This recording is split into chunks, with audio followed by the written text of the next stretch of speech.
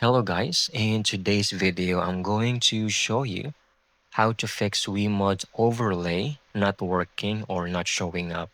Let's begin.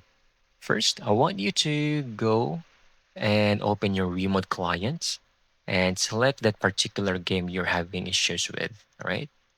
Or games that you're having issues with. Like for example, Subnautica. Click on that and you'll have this option over here. I'm just going to choose Resident Evil. You have the option over here to click on this question mark icon, which is the help menu. Then just select report and issue. Then the virtual assistant will show up.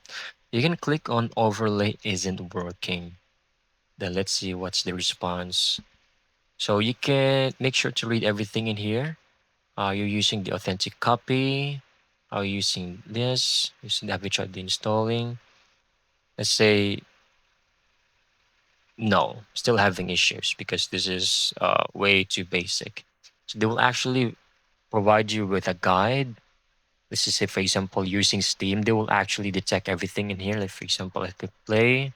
I will show that I've been using Steam only. So they will actually base this on your recent gameplays and how your games are installed. So just simply click on these. They will actually provide you with quick fixes just to make sure the mods are working with your games.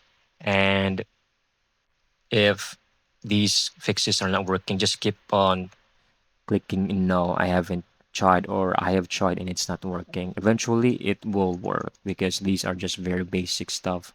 Most likely in the game itself, it might need some fixing for in a, I mean, so that WeMod can fully integrate their mods into the game itself. You can click on close once done.